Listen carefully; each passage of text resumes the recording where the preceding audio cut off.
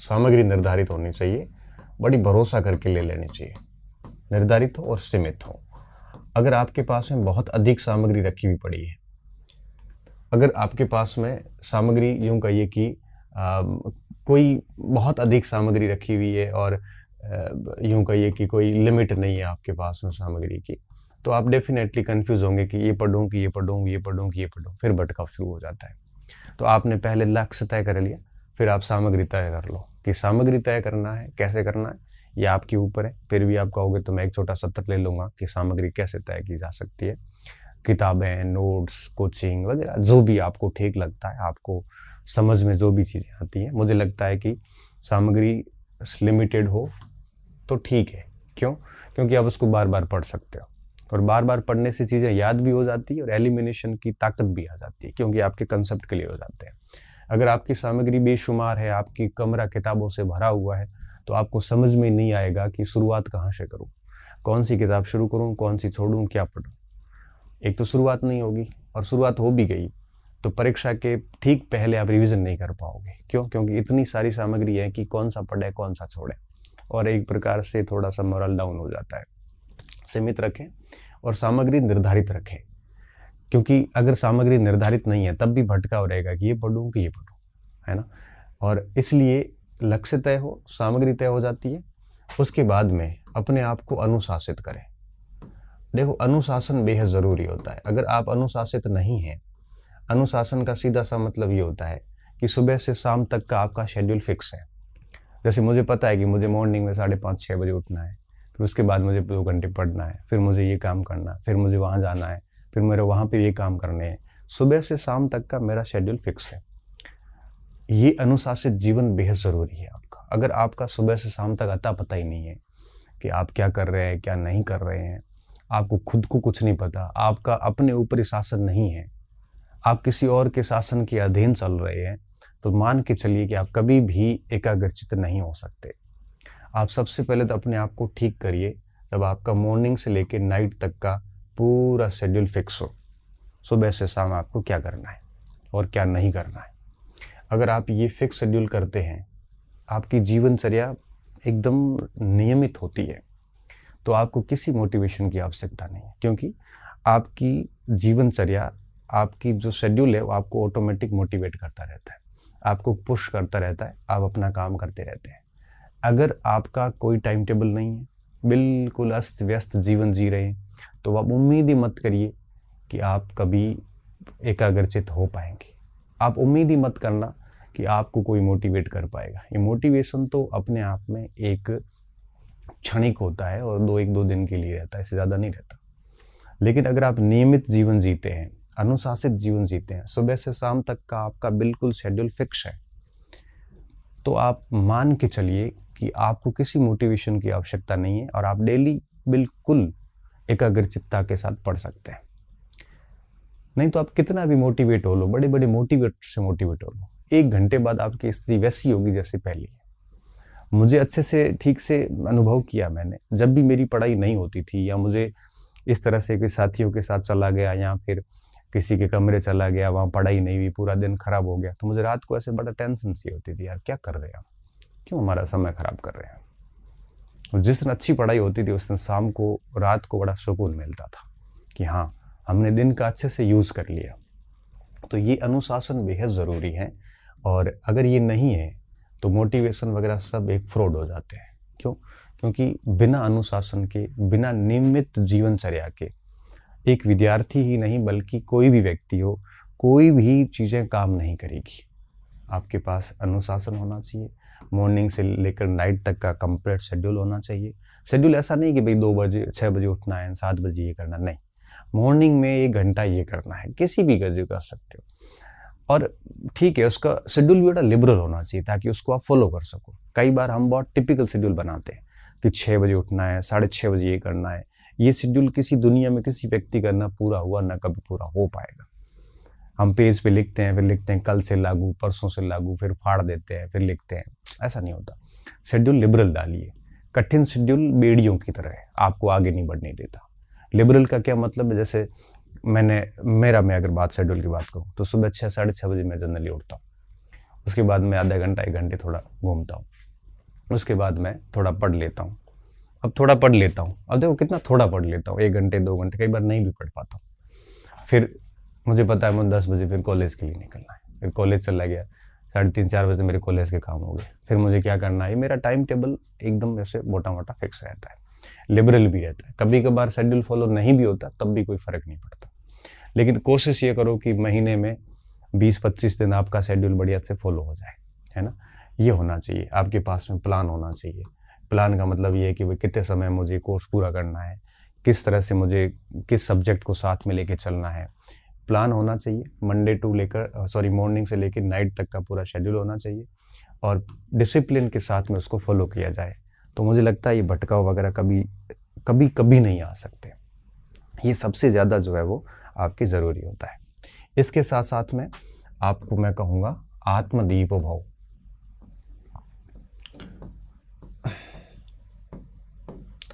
इसका क्या मतलब है? इसका मतलब होता है कि कोई भी डाउट आता है, कोई भी आपकी संशय आता है, तो हर गिज प्रयास ये कीजिए कि आप अपनी समस्या का समाधान खुद करें। कोई भर्ती को लेके आ गया तो कोई नियमावली इधर उधर देख लें, कोई कंटेंट को लेके कोई डाउट आ गया कि किसी जगह 1866 है, किसी जगह 1867 लिखा हुआ है, तो गूगल पे 15-20 मिनट माथापौड़ी कर लीजिए, अच्छी किताबों से माथापौड़ी कर लीजिए। कोशिश खुद करिए। कहीं पे भी डाउट रहता है, कहीं पे भी संशय रहता है, उसका उत्तर खुद निकालने की कोशिश कीजिए, ताकि आप 10 बातें और सीखोगे। आप उसको, उस संशय को क्लियर करने के चक्कर में 15-20 मिनट और बढ़िया चीज़ें सीख लोगे आप। तो खुद कोशिश ये कीजिए कि आप अपने समाधान खुद करें। इससे क्या होगा, आपको ज्ञान लेने की आवश्यकता नहीं। कई बार कई बच्चे ऐसे होते हैं तो बहुत अधिक ज्ञान ले लेते हैं, मेरे से सुन लिया, किसी और से सुन लिया, किसी और से सुन लिया, ऐसे करते करते बड़े ज्ञानी हो जाते हैं। और जो व्यक्ति जितना ज्ञानी होगा उतना अधिक भ्रम में रहेगा। ये ज्ञान आप किताबों का ले सकते हैं, भर्ती के नियमों का, कब भर्तियां आएगी, कट ऑफ क्या रहेगी, किसमें क्या नियम है, इनके अधिक ज्ञान, आप जितना अधिक ज्ञान लोगे उतना आप फंसोगे, ये तय बात है। इसलिए आप अधिक ज्ञान न लें, है ना। जैसे किसी सामग्री क्या पढ़नी है, कई लोग इस पे अधिक ज्ञान ले लेते हैं कि उस किताब में ये कमी, इसमें ये कमी। कई देखना आप लाइब्रेरी में बहुत बड़े बड़े ज्ञानी लोग भरे पड़े हैं, उनको हर किताब के बारे में पता है, किस किताब में कमी क्या है, खूबी क्या है, क्योंकि हर जगह उन्होंने डिस्कशन कर करके सुन रखा है, पढ़ा नहीं है। पता उनका व्यक्तिगत वो ज्ञान नहीं है, वो 4 लोगों से बात करते हैं, क्योंकि ऐसे लोग बहुत सामाजिक लोग होते हैं। और मैं मानता हूं कि एक स्टूडेंट जब सामाजिक होगा तो वो फेल ही होगा, सीधी सी बात है। हमें कभी भी सामाजिक ज़्यादा नहीं होना चाहिए। सामाजिक होने का मतलब है कि पूरे दिन डिस्कशन करना लोगों से, स्टूडेंट से।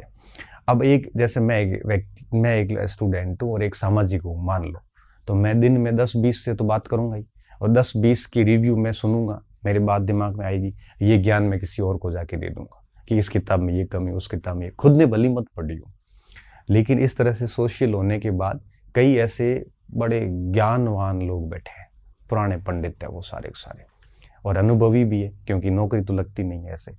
ऐसे इतना ज्ञान अर्जित किया है कि वो बस ज्ञान देते ही रहते हैं बस। तो कम से कम आप ऐसे लोगों से बचें, खुद इतने ज़्यादा सोशल ना हो, बस अपनी पढ़ाई में ध्यान रखें और अपना डाउट अपने खुद से क्लियर करें। आपके पास में मोबाइल है, आपके पास में सारे संसाधन हैं वर्तमान में, आप बड़े आराम से अपने डाउट का सलूशन खुद कर सकते हैं। जितना खुद डाउट का सलूशन करोगे उतना ही बढ़िया होगा। वो 15 चीज़ें सीखने को मिलेगी, कॉन्फिडेंस भी आएगा क्योंकि खुद ने पढ़ा है, खुद ने देखा है उसको, प्लस आप आत्मनिर्भर हो जाएंगे। ये सबसे बड़ी बातें होती है जो स्टूडेंट को ध्यान रखनी होती है।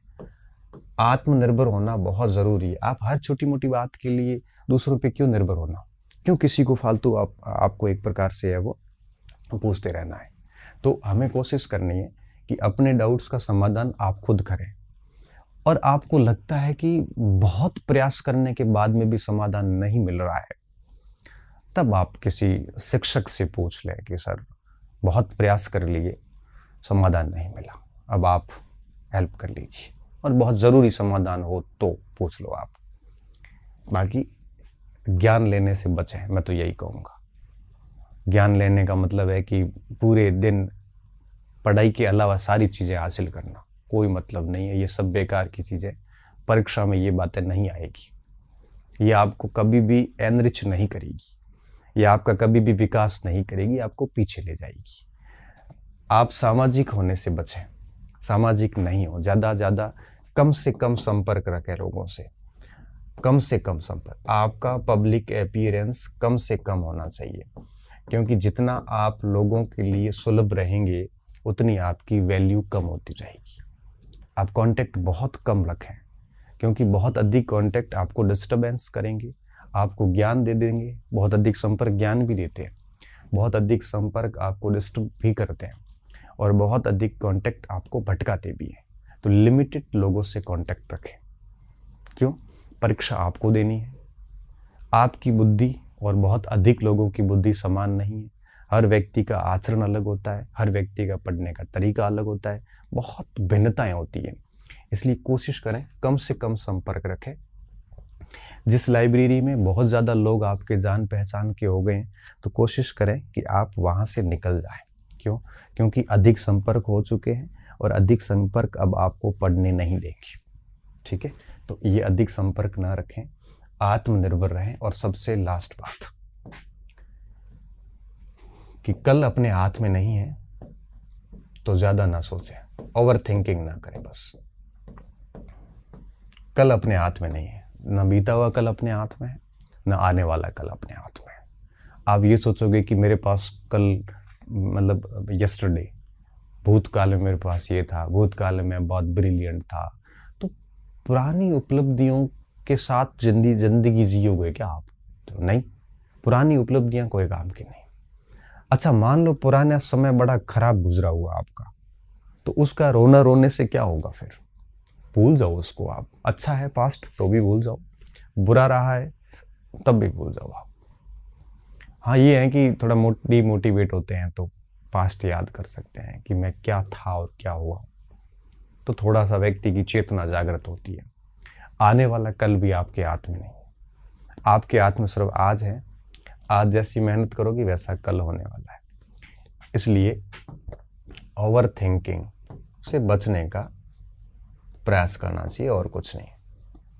ठीक है, कोशिश करनी चाहिए कि परिणाम के बारे में ना सोचें, रिजल्ट के बारे में ना सोचें, परीक्षाओं के बारे में ना सोचें। बस इतना सोचें कि मैं एक लक्ष्य लेके तैयारी कर रहा हूँ, और क्या मैं इस परीक्षा के लिए रेडी हूँ कि नहीं हूँ। कई बच्चे जैसे मुझे पूछते हैं, सर भर्ती कब आएगी? मेरे मन में ही प्रश्न आता, मैं उसको कहता तो नहीं हूँ कि क्या आपकी तैयारी पूरी है? आज अगर वैकेंसी आ जाए तो क्या आपने सच में सिलेबस पढ़ लिया है? क्या आपने 5-7 बार रिवीजन कर लिया है? क्या आपने पुराने प्रश्नों से अभ्यास किया है? क्या आप बिल्कुल दोनों पेपर या एक पेपर जो भी है उसको लेके कॉन्फिडेंट है कि आप 60 से 70% सवाल कर लोगे? अगर नहीं है तो हमें भर्ती का इंतज़ार नहीं करना चाहिए, बल्कि हमें अपने आप को तैयार करना चाहिए, क्योंकि वैकेंसी तो आएगी। हम जब बिस्मार्क को पढ़ते हैं तो उसमें आता है कि सेडोवा का युद्ध होने वाला था ऑस्ट्रिया और प्रसा के बीच में, और युद्ध कब होगा ये ऑस्ट्रिया को आइडिया नहीं था, लेकिन बिस्मार्क ने उसकी तैयारियां 1863 से शुरू कर ली थी, जबकि 1863 में प्रसा और ऑस्ट्रिया के अच्छे संबंध थे। बावजूद उसके बिस्मार्क पहले से तैयारियां में लग गया था, और विश्व खेमे को अपने पक्ष में करने के काम शुरू कर दिए थे उसने।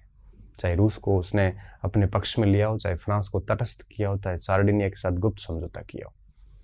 उसको पता था कभी न कभी तो युद्ध होगा, क्योंकि जब तक ऑस्ट्रिया हारेगा नहीं तब तक जर्मनी का एकीकरण हो नहीं सकता। आप सोचिए कि कितना पहले से वो तैयार था, उसको पता है कभी न कभी तो होगा। तो आपको भी पता है कभी न कभी तो भर्ती आएगी, परीक्षा भी होगी। तो क्यों इन प्रश्नों में उलझना? क्यों इन प्रश्नों के उत्तर के लिए लोगों से ज्ञान लेना? क्यों मटेरियल के लिए लोगों से ज्ञान लेना? आप खुद अपना चयन कीजिए, आप दूसरों के ऊपर क्यों निर्भर हैं? और अगर आप ये बातें आप अप्लाई करते हैं, मैं मानता हूँ इनमें से 2-3 भी कर लेना, मैंने 5 बातें बताई है, तो मैं आपको विश्वास के साथ कह सकता हूँ एक शानदार स्टूडेंट बन के निकलेंगे, और आप असफल नहीं होंगे, ये तय बात है। बस टारगेट फिक्स कीजिए, सामग्री तय कीजिए, और अनुशासन रखिए। सुबह से शाम तक का प्लान फिक्स रखिए डेली का। बीच में 1-2 दिन डिस्टर्ब होता है तो भी कोई फर्क नहीं पड़ता, कोशिश कीजिए कि ज़्यादा से ज़्यादा आपके पढ़ाई हो, ये संपर्क कम हो, सामाजिक नहीं होने चाहिए, आप आत्मनिर्भर हो, लोगों से ज्ञान नहीं लें, कोशिश यही करें और खुद की शंकाओं का समाधान खुद करें और फिर ओवर थिंकिंग नहीं करें। क्यों? क्योंकि आने वाला कल हमारे हाथ में नहीं है। गुजरा हुआ कल भले उपलब्धियों वाला हो चाहे बुरे अनुभवों वाला हो, ज़्यादा कोई काम का नहीं है क्योंकि वो जा चुका है, उसको आप बदल नहीं सकते। तो कोशिश कीजिए कि आप एक अच्छे स्टूडेंट बने। अच्छे स्टूडेंट बनेंगे तो अपने आप चीज़ें ठीक होती जाती है। फिर आपको ना मोटिवेशन की ज़्यादा आवश्यकता होती है, ना ये कोई नेगेटिव थॉट्स भी नहीं आते। जब आप अपने आप को सुबह से शाम तक बिजी रखते हैं तो डेफिनेटली ये चीज़ें बाकी ये नकारात्मकता आती भी नहीं है ना। तो कोशिश करें कि इस प्रकार के बिंदुओं का ध्यान रखें, तो मुझे लगता है भटकाव नहीं आएगा और आप अच्छे से पढ़ते भी जाएंगे। ठीक है, बहुत बहुत धन्यवाद विद्यार्थियों। अच्छे रहिए, मस्त रहिए और पढ़ते रहिए। फिर कभी किसी ऐसे सेशन के साथ फिर मिलेंगे। धन्यवाद।